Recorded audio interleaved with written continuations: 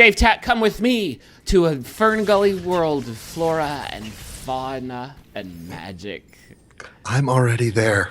We've both been there our whole lives. Our whole lives have been the game. This is Ori and the Blind Forest, which is out this week on Xbox One and Windows PCs. It is super slick, man. I've been playing it for, I would say, a couple hours or so. If you want to know like a lot about the game from somebody who has played all of it, there I go. Go check out Arthur's review. He really liked it, and I can see why, because it is it is a very classical, I would say, sort of Metroidvania game. Still looking for a better term for that stuff. Just went ahead and killed myself there because I took damage, and I hate doing that. With a really, really terrific presentation. It's a very like cohesive artistic presentation. A lot of it takes place inside these, caves or inside these giant trees. And what really stands out about it is like everything is moving all the time. Like even like background elements. I just can't seem to get past this one part. There's like nothing standing still in the game, which is really, really striking. It is also incredibly difficult. It's a super, super hard game. If you couldn't tell by the fact that I've already died like 3 times. Yeah, you're a pro gamer, so yeah, I'm like a number 1 pro gamer, like on the pro gaming circuit, and it's been kicking my ass. So a few cool things that it does really well right off the start. You'll see me do it, and I'll try and point it out whenever it happens. But as you can see down there, I have a I have a green energy meter, or a green health meter, and when that runs out, I die. And I have a blue energy meter, and I can use that to perform a special attack, but I can also use it to create a save point, like I just did. Oh. So you save up this energy. It doesn't, Jesus Christ, it doesn't just like recharge. You have to like actually find the energy in the world. But you can create a save point at basically any time. There's like a short refresh where you have to wait for your save ability to recharge, essentially. But basically, as long as you're not close to an enemy and you are standing on solid ground, you can create a save point anywhere in the world.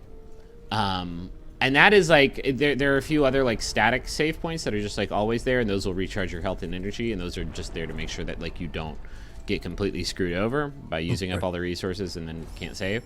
But that is like the main saving mechanic in the game. Here I just found a map stone and plopped it into its holster, which then shows me the world around me, which is going to be pretty familiar to anybody who's played a action adventure gear gating game with an RPG progression loop. It's just way wordier than Metroidvania is. Yeah. There's a lot of stuff like that has been completely repurposed from the more standard entries in the genre. That saving mechanic though is really great because you are constantly having to decide like, have I made enough progress to afford to like have it make sense for me to lay down another save point, because you might not need that energy. You might need that energy for other stuff. You might need, there might be like a barrier that you need to use a special attack to get through. And if you run out of energy, you're gonna have to like run back a ways to get there. This is the sort of basic combat in the game. You have like a special orb that floats around behind you that does all the attacking for you.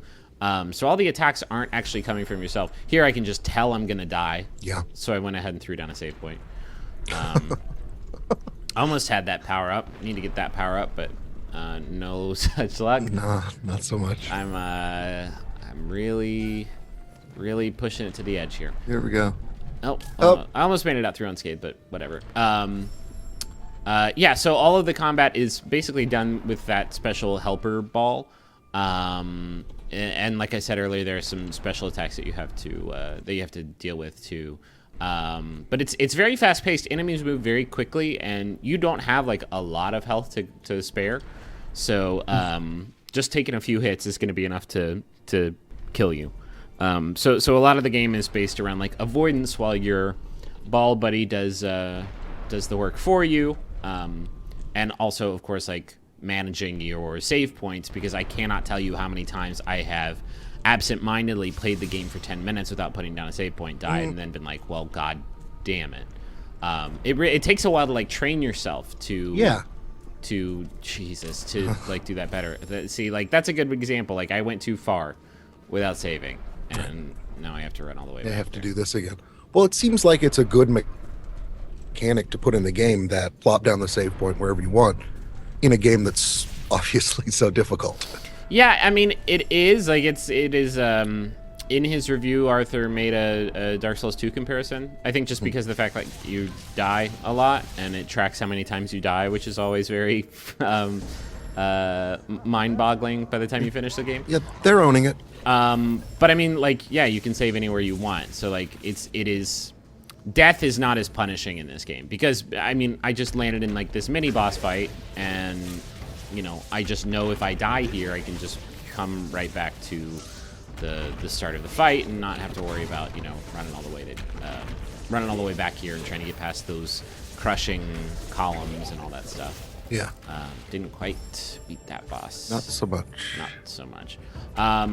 Yeah, there's a lot of like unlockables and stuff to find too. Like in true Metroidvania fashion, like there are parts you just can't get to until you find a special level up. There are these trees that you can find that will give you new abilities, like the ability to jump up walls or the ability to charge up your basic attack. Trees that are essentially Chozo statues, if you will. There's also an experience point system where you, by defeating enemies, you get these orange pickups. You can also find them in the world that give you like a lot of experience, and then you can spend them in the skill tree. Right here. It's pretty simple. You have one that is sort of based around survival, the teal tree there at the top. You have one that is more based around like spending your energy efficiently and like finding stuff on the map. So more of a tactical tree, if you will, and then one that is like all combat that like makes your attack stronger. So there I just picked up a power up that makes it so that my basic attacks from my orb can split off and hurt multiple enemies at once, which is going to... That seems helpful. It is extremely helpful. Yeah. Because occasionally like the game will throw a lot of enemies at you at once in pretty close quarters. I would say like combat is much less of a focus than just sort of the basic platforming is, because the basic platforming is pretty tough. Like it's pretty difficult, and that is more so than the combat. That is the reason why you have this save anywhere structure in the game, because like sometimes you will find like on your map a health expansion or energy expansion that is like behind a labyrinth of spikes, and it's gonna push that death counter up pretty dramatically. Right. Basically, anytime I see spikes, I save, just because I know myself at this point. That's a strategy. It is. Yeah. I think what I really like about it is that it's not really other than like the save system, which I think is probably its most like clever sort of revolutionary, if you will, like feature.